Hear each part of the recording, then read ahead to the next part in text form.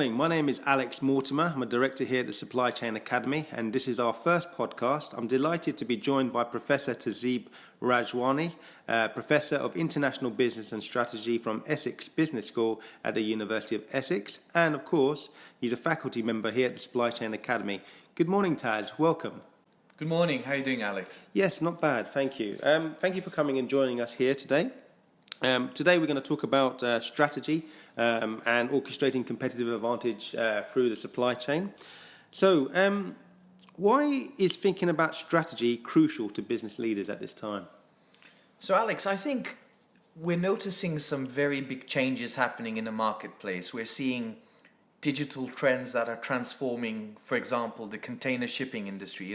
We're seeing things like e-platforms, advanced analytics, Internet of Things, AI, autonomous vessels and robotics. We're seeing blockchain. Many of these different trends are impacting organizations in so many ways that we're seeing it disrupt, for example, planning, operations, commercial, and support systems. So we're seeing companies think differently and starting to behave differently. And all of these have implications for how you organize your competitive advantage. But also it has implications for how you organize your strategy, the end-to-end strategy process, everything from how you formulate strategy down to how you implement strategy.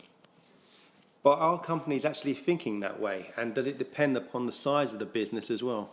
So what the research tells us is that without a doubt, companies are impacted by size. So size does determine how you invest into some of these technologies, for example. And we're seeing companies now think about how they can disrupt their markets by looking at their online booking systems, thinking clearly about how they're able to invest into their personalization with customers. We're noticing companies think about how they invest into autonomous technology, into AI, into lead generation, into demand forecasting. So without a doubt, companies are starting to think about these things, but they don't know how to do it. And the aim of this course, in partnership with the Supply Chain Academy, is to think about how do you organize and orchestrate your strategic planning, and as a result of that, create a competitive advantage. Is there a particular case study or scenario you could advise our audience on? So there are many different examples out there. You've got Amazon, for example, that is really starting to think about, embedding robotics into different parts of their business. We're seeing companies thinking about advanced analytics in the supply chain. So in the actual program, we delve into a lot of supply chain and procurement examples from time to time, but we'll also leverage and reflect on other industries that are not directly related, where there's a lot of lessons to be learned. Everything from Zara, for example, which is a fast fashion house that is incredibly sophisticated in their supply chain. Everything from having thousands of supply chain stakeholders and how they engage with them using technology becomes really interesting. And so the key questions around the course are really about where do you compete, how do you compete, what assets and capabilities do you have, and what assets and capabilities are required for you to become innovative, to be a disruptor, and to be different in the market. That sounds fantastic. But what would you be saying to a business which is right at the beginning of all of this, about to think about change with their staff, going forward with innovation and all of these ideas, because they've got to be innovative, as you've suggested. Obviously Brexit, there's uncertainty there. Where does a business leader start? So, great question, Alex. What I can say is, do you remember this company called, I think they were called BlackBerry? You might remember them, yeah? So, BlackBerry back in 2009 had huge market share, over 25% market share. And over, year on year, they started to lose market share. And there's so many examples from like Kodak down to examples such as, Netflix coming into the market and disrupting Blockbusters, for example, which was at the top of their game. So what the lessons are here that, we need to kind of reflect on is how do you stay agile, flexible, and innovative when the markets are turbulent. We're seeing Brexit, that's going to bring a lot of impact. So where do you invest and how do you invest into things like advanced analytics, into AI, blockchain, cybersecurity, all of these kind of key areas that seem to be really interesting, but also about how do you invest in actual strategy making and how do you start to think about growing and organizing your organization.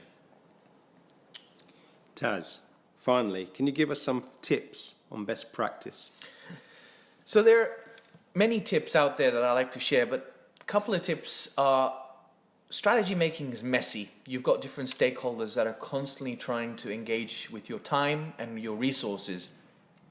There are ways of thinking about it, and this program is designed for you to come and spend time and have some tools and techniques that help you to cut the noise. And that's what it's really about. It's about cutting the noise so that you have a good view of the direction and scope of the organization over the long term, not short term. And then you're able to think about how do you invest in key specific priorities. But coming down to those priorities is not easy. And so my tip here is, create very focused strategic priorities, between 3 to 4 strategic priorities. Research shows that once you go into the 5 or 6 strategic priorities, whether it's at the business unit level or the product level, it starts to get very messy. So keeping it focused, understanding the destination you're going to, and making sure you've got the stakeholders with you will definitely help you. Those are my tips. Fantastic. So we've got an Orchestrating Competitive Advantage masterclass happening in February and later in the year in September. All of this stuff is on the course? Absolutely. The course is designed in a way that it allows you to get access to the latest tools and thinking out there, especially in relation to innovation, in relation to competitive advantage. And, those tools and techniques will help you to get a better return on your investment, because essentially, if you're not investing into learning and you're not investing into developing and changing, chances are that you will have what we call that blockbuster moment where you might be left behind. We've seen this with Kodak. We've seen this with lots of companies from the 70s, 80s, 90s, and now recently in 2000 that are struggling. And you've got to keep investing in your people, because if you don't, chances are that they're not going to think differently, and in order to move forward, you've got to think differently. Professor Tazeed, thank you very much. Thank you, Alex.